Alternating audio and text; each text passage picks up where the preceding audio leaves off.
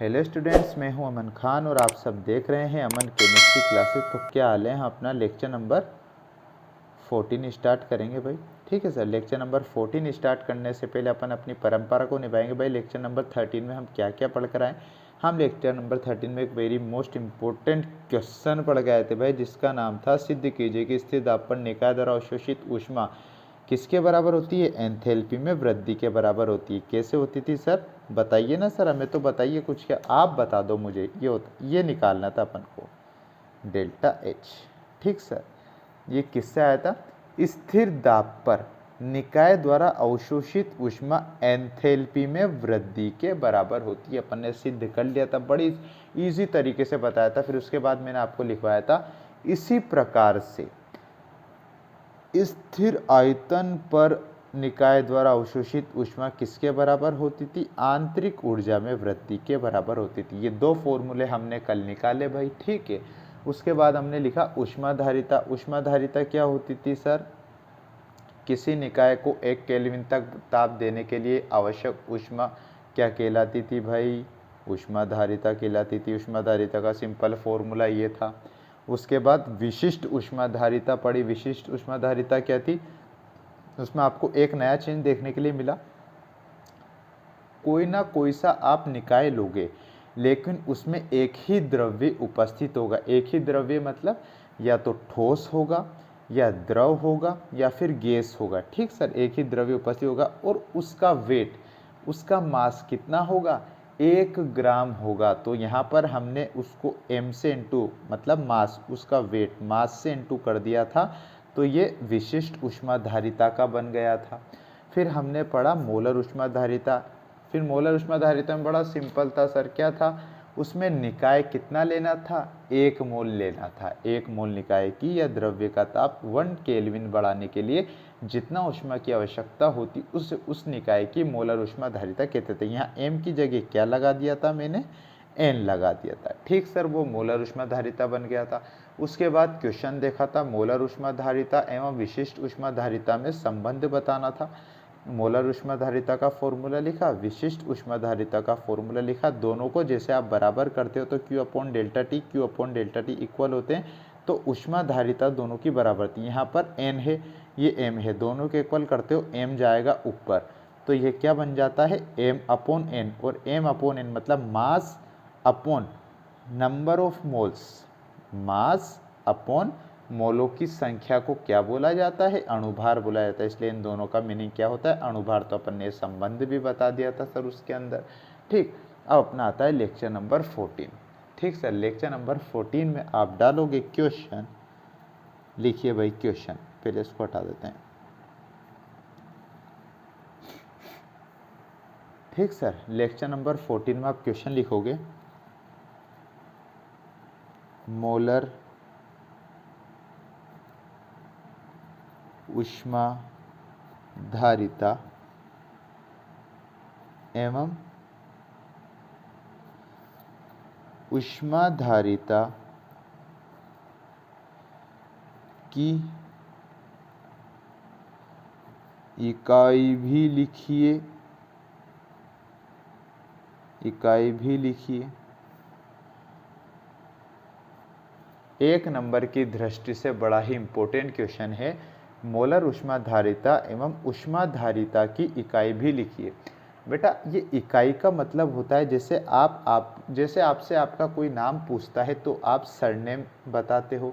ऐसा तो नहीं है ना कि विदाउट सरनेम में आप नाम बता दो। इज्जत से नाम बताओगे, पढ़े लिखे लोग होंगे तो आप इज्जत से नाम बताओगे, तो पूरा नाम बताओगे कि मेरा पूरा नाम ये है सर। ठीक है, ऐसा तो नहीं है आधा अधूरा नाम बताते हैं। हाँ ठीक है भाई, इसी वजह से जब भी आप कोई स्पीशी लिखते हैं, जब भी कोई चीज़ के बारे में, जैसे ऊष्मा के बारे में पढ़ोगे, जैसे कार्य के बारे में पढ़ोगे, ठीक सर, तो उसकी इकाई लिखना उतना ही इम्पोर्टेंट हो जाता है। जैसे 2 नंबर का आपके पास 1 नंबर का सवाल आया, ओनली ऑन मोलर ऊष्माधारिता की इकाई लिखिए।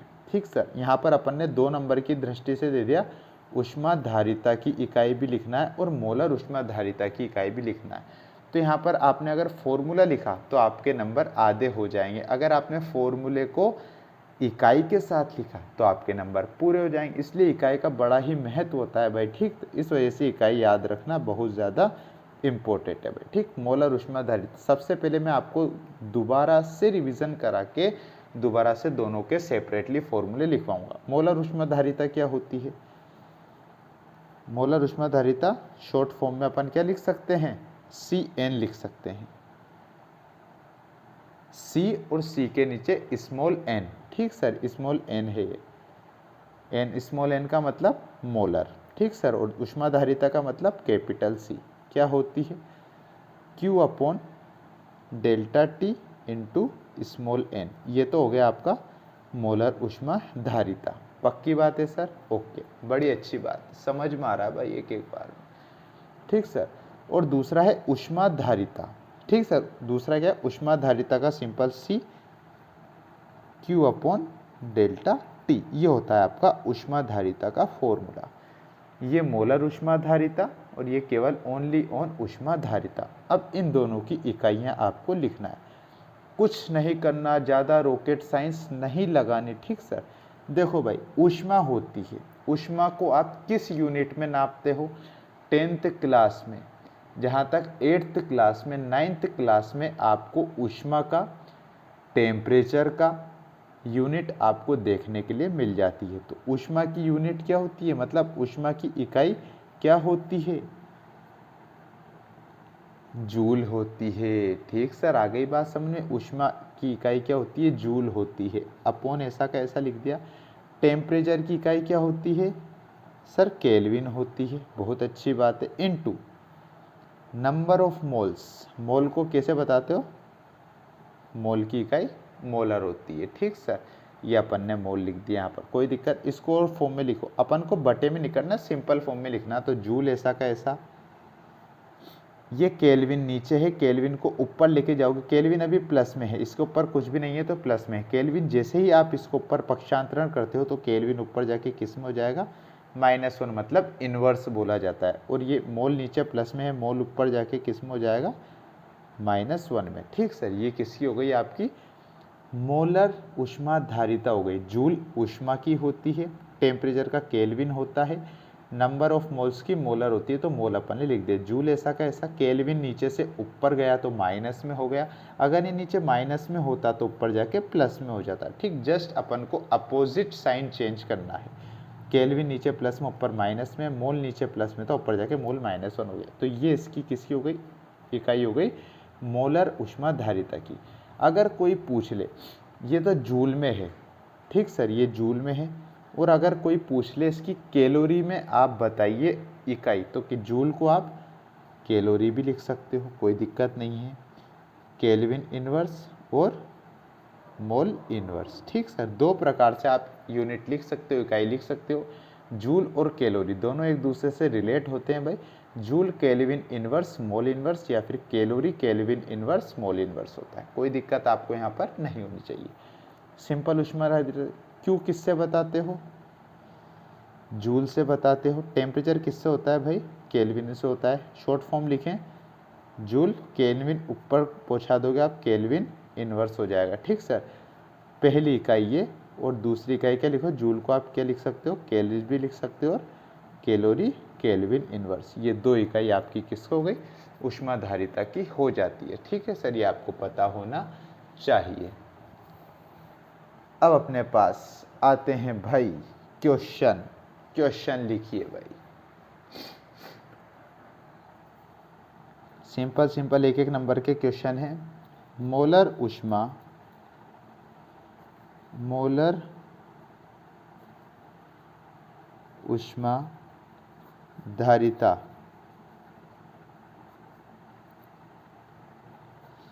किस गुण को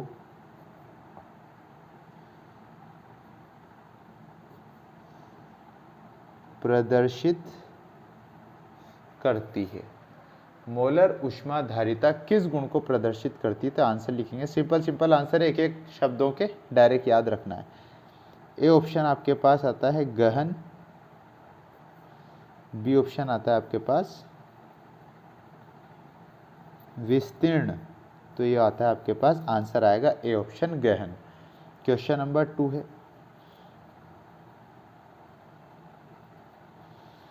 ऊष्माधारिता किस गुण को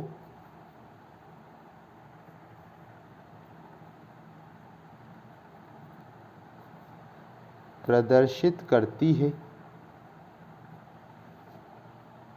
ए ऑप्शन आता है आपके पास गहन, बी ऑप्शन आता है आपके पास विस्तीर्ण। ठीक है, तो विस्तीर्ण को बताती है। सर ये कैसे बताती? तो बेटा थ्योरी में से उठाया गया, आपका किताब में से जो बीच बीच में क्वेश्चन बचते हैं जो आपको इजी तौर पर नहीं मिलते हैं, जो कि हमने थोड़ा सा माइंड लगाकर आपके लिए क्वेश्चन निकाले हैं सर। ठीक है सर, ये किताब के अंदर की थ्योरी की डायरेक्ट उठी हुई लाइन है, उनको बस ऑप्शन के रूप में बता दिया कि किस गुण को, गहन को या विस्तीर्ण को। डायरेक्ट आंसर आपको ध्यान रखना है, ज़्यादा रॉकेट साइंस की आवश्यकता नहीं है, कोई न्यूमेरिकल नहीं है कि आप इसमें ज़्यादा माइंड लगाओ। ठीक सर, क्वेश्चन नंबर 3, ऊष्माधारिता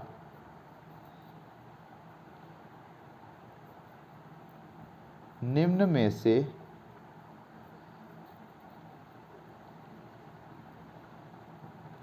किससे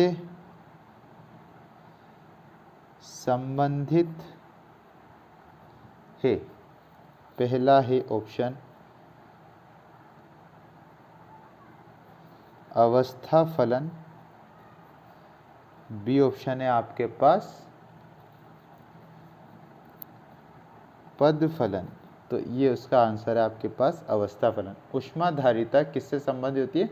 अवस्था फलन से संबंधित होती है। क्यों? क्योंकि उसकी टेम्परेचर से रिलेटेड होता है। टेम्परेचर एक अवस्था से दूसरी अवस्था में बदल देगा उसे, इसलिए वजह से अवस्था फलन से रिलेशन बताती है, संबंधित होती है। क्वेश्चन लिखिए,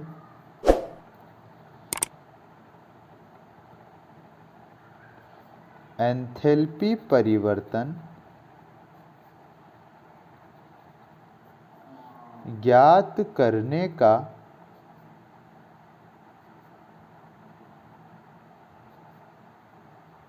सूत्र भी दीजिए।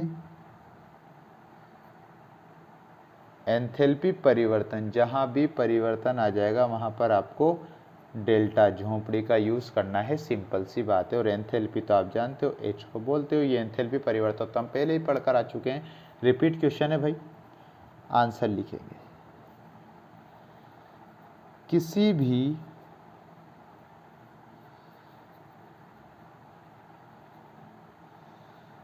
रासायनिक अभिक्रिया में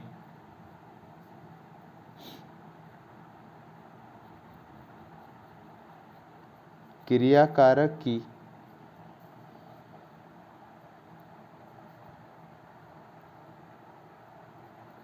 एक निश्चित एंथैल्पी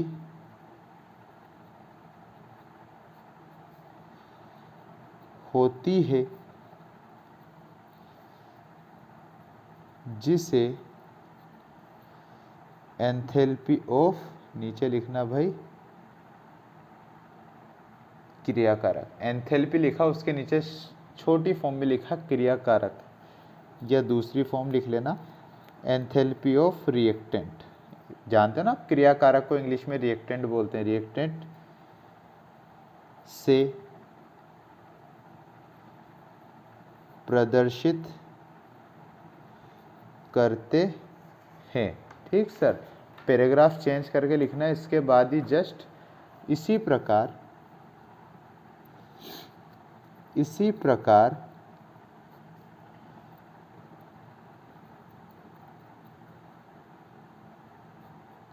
क्रियाफलों की एंथैल्पी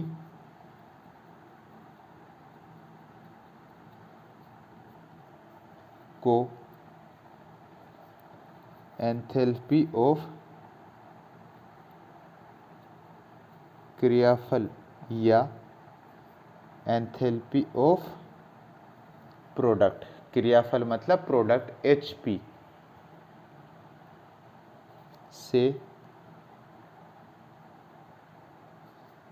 प्रदर्शित करते हैं तथा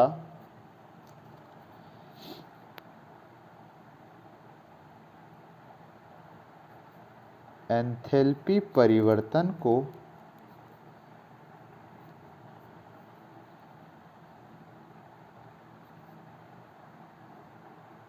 निम्न सूत्र की सहायता से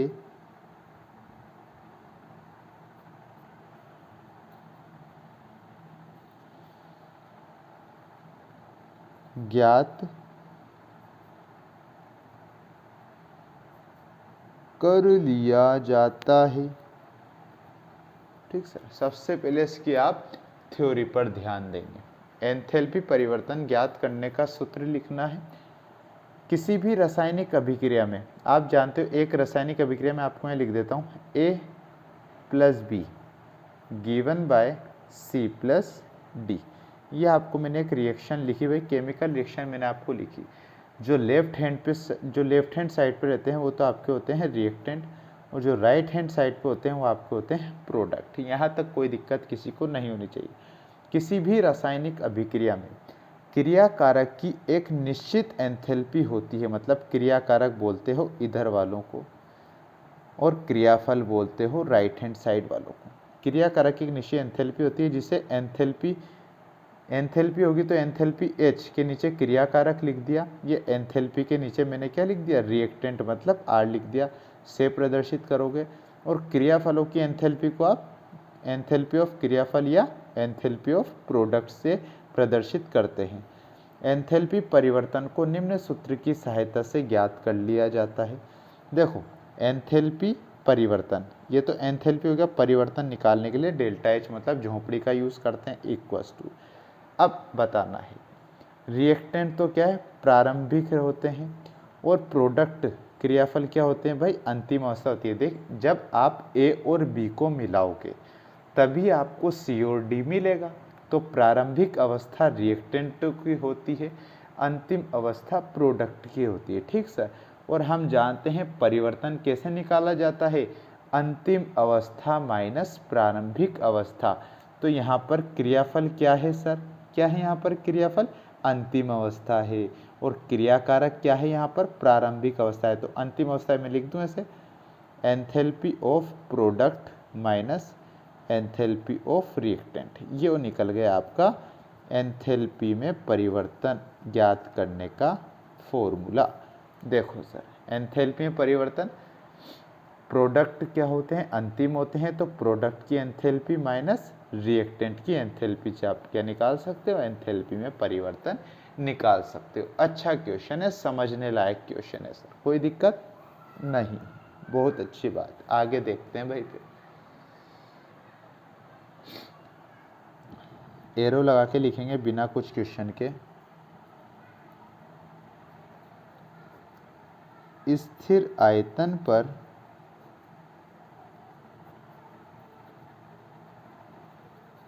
ऊष्मा धारिता, एक नंबर में डायरेक्ट क्वेश्चन उठ के आ जाए, आना तो चाहिए ना भाई। स्थिर आयतन पर ऊष्मा धारिता, ठीक सर, अपन को क्या लेना है, कांस्टेंट वॉल्यूम पर ऊष्मा धारिता बताना। तो इसके लिए क्या बताएंगे, सबसे पहले हम लिखेंगे हम जानते हैं कि आप जानते हो ऊष्मा धारिता का फॉर्मूला क्या होता है, बिल्कुल सर जानते हैं, आपने बताया था C = Q/ΔT। ये आप जानते हो ऊष्मा धारिता के फॉर्मूले से हम जानते हैं कि C = Q/ΔT होता है। तो क्या देखोगे आप इसके नेक्स्ट फॉर्म में, अगर मैं यहाँ पर C, ये तो ऊष्मा धारिता है, यहाँ पर स्थिर आयतन बताना है, तो मैं इसके नीचे जरा सा छोटा सा V लगा दूंगा क्या, बिल्कुल सर लगा सकते हो, क्योंकि V का मतलब हो जाएगा अपना, V का मतलब वॉल्यूम, वॉल्यूम का मतलब आयतन। तो स्थिर आयतन पर ऊष्मा धारिता कितनी हो जाएगी, QV/ΔT। कोई दिक्कत है क्या बच्चा पार्टी, सर नहीं है कुछ दिक्कत। आयतन बोला है तो डेल्टा टी तो कोई मतलब है नहीं, आयतन Q के नीचे ऊष्मा के नीचे आयतन चल जाएगा, और ऊष्मा धारिता के C के नीचे आयतन चल जाएगा, बात खत्म। ये आपका हो गया स्थिर आयतन पर ऊष्मा धारिता। ठीक सर, इसके आगे क्या बोलते हैं अपन, इससे देखो भाई, लिखिए हम जानते हैं कि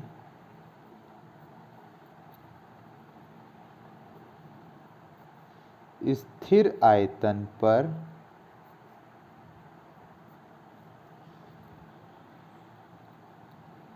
निकाय द्वारा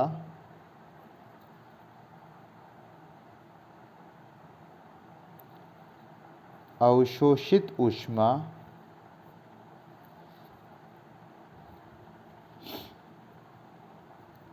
आंतरिक ऊर्जा में वृद्धि के बराबर होती है। ये वही लाइन है जो अपन प्रीवियस लेक्चर में पढ़कर आए हैं, जहाँ पर अपन ने बताया था स्थिर आयतन पर किसी निकाय द्वारा अवशोषित ऊष्मा एंथैल्पी में वृद्धि के बराबर हो रही थी। और फिर अपन ने बताया था इसी प्रकार स्थिर आयतन पर अवशोषित ऊष्मा किसी निकाय के द्वारा किसके बराबर होती थी, आंतरिक ऊर्जा में वृद्धि के बराबर। तो अपन यह वही बात लिख रहे हैं, यहाँ तक तो समझ में आ गया होगा। फिर हमने लिखा हम जानते हैं कि स्थिर आयतन पर किसी निकाय द्वारा अवशोषित ऊष्मा किसके बराबर होती थी, आंतरिक ऊर्जा में वृद्धि के बराबर होती थी। तो अतः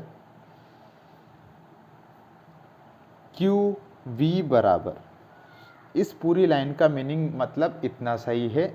इसका मतलब क्या है, स्थिर आयतन पर निकाय द्वारा अवशोषित ऊष्मा किसके बराबर होती है, आंतरिक ऊर्जा में वृद्धि के। आंतरिक ऊर्जा क्या होती थी सर, वृद्धि डेल्टा ई होती थी, इसके बराबर होती है। आंतरिक ऊर्जा में वृद्धि के बराबर होती है। अब आप क्या करोगे, अब हम करेंगे इस QV की जगह QV की वैल्यू डेल्टा ई पुट कर देंगे।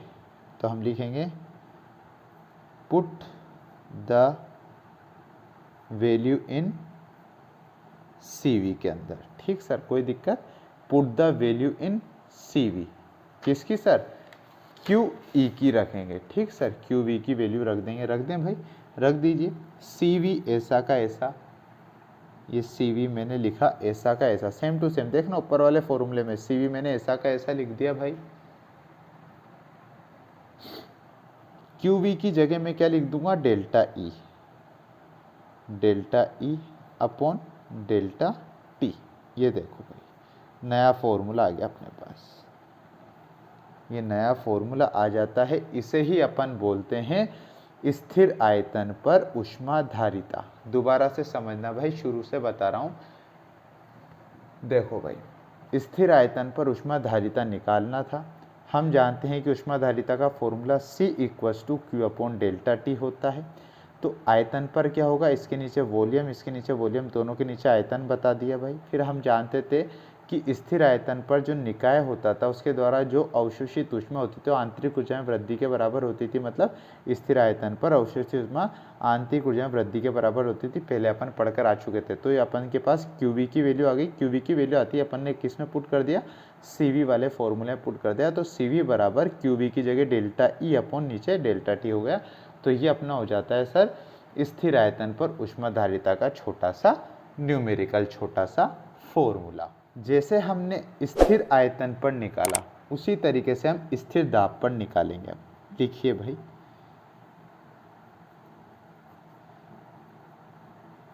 स्थिर दाब पर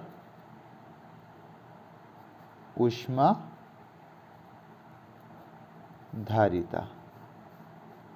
ठीक सर, स्थिर दाब पर ऊष्मा धारिता हम निकाल रहे हैं। तो सबसे पहले वही बात,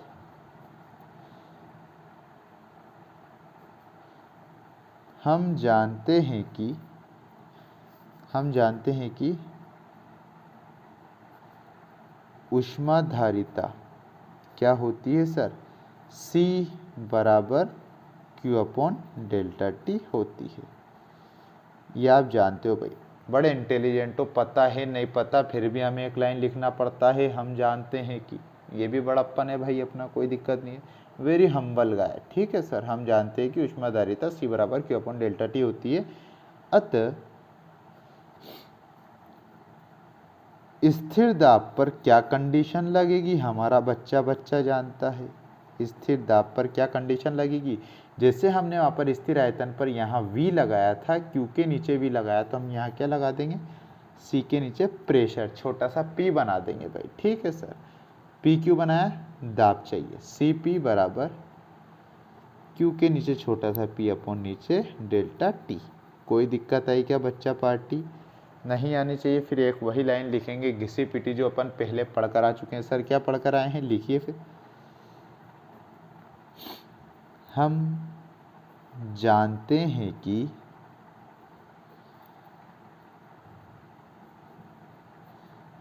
स्थिर दाब पर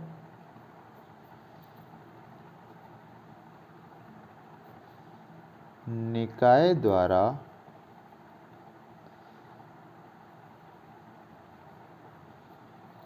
अवशोषित ऊष्मा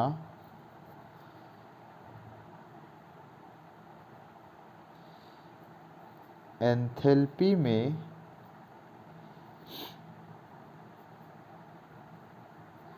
वृद्धि के बराबर होती है। यहाँ तक आ गया समझ में। इसके बाद हमने लिखा हम जानते हैं कि, ये वही बात है जो हम पहले पढ़कर आ चुके हैं स्थिर आयतन के साथ। स्थिर दाब पर, ये देखो, स्थिर दाब पर निकाय द्वारा अवशोषित ऊष्मा का मान या अवशोषित ऊष्मा किसके बराबर होती थी, डेल्टा एच। आप पढ़कर आए हो सर, क्या पढ़कर आए हो, QP बराबर डेल्टा एच। यही तो अपन ने सिद्ध करा था सर। इंपॉर्टेंट क्वेश्चन आया क्या, 2 इंपॉर्टेंट क्वेश्चन करवाए थे मैंने आपको, जिसमें मैंने आपको बताया था very most important second number का क्वेश्चन आपको यही सिद्ध करना था कि स्थिर दाब पर किसी निकाय द्वारा अवशोषित ऊष्मा का मान एंथैल्पी में वृद्धि के बराबर होता है। तो वही अपन ने लाइन यहाँ लिख दी कि हम जानते हैं कि स्थिर दाब पर निकाय द्वारा अवशोषित ऊष्मा एंथैल्पी में वृद्धि के बराबर, ये देखो, एंथैल्पी में वृद्धि के बराबर होती है। तो आपके पास QP की वैल्यू याद है, QP बराबर क्या होता था, डेल्टा H होता था। कोई दिक्कत है क्या, तो वही बात अपन लिखते हैं, पुट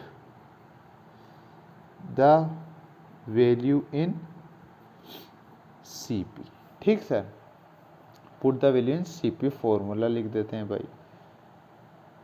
ठीक सर, रख दो भाई, CP ऐसा का ऐसा, कोई दिक्कत यहाँ तक नहीं होना चाहिए। CP अपन ने एज इट इज लिखा बराबर, ये QP की वैल्यू अपन ने यहाँ निकाल ली, क्या निकाली, डेल्टा H अपन ने यहाँ निकाली, नीचे delta T as it is. ठीक है सर, ये अपने पास नए फॉर्मूले का स्वरूप आ जाता है। ठीक सर, 3 स्टार लगा देना। ठीक सर, पिछले वाले को भी 3 स्टार लगा देना, कोई दिक्कत आपको नहीं होनी चाहिए। ऐसे तरीके से हमने स्थिर आयतन पर और स्थिर दाब पर क्या निकाल लिया, ऊष्माधारिताओं के दोनों फॉर्मूले डिराइव कर लिए। ठीक सर, तो ये अपना आज का लेक्चर हुआ कंप्लीट। आई होप कि आपको वीडियो अच्छी लगी हो। अगर वीडियो अच्छी लगी हो तो लाइक करें, शेयर करें और हमारे चैनल को सब्सक्राइब कर देना, बेल आइकन को प्रेस कर देना, जिससे हमारे आने वाली वीडियो की नोटिफिकेशन आप तक आसानी से आ सके।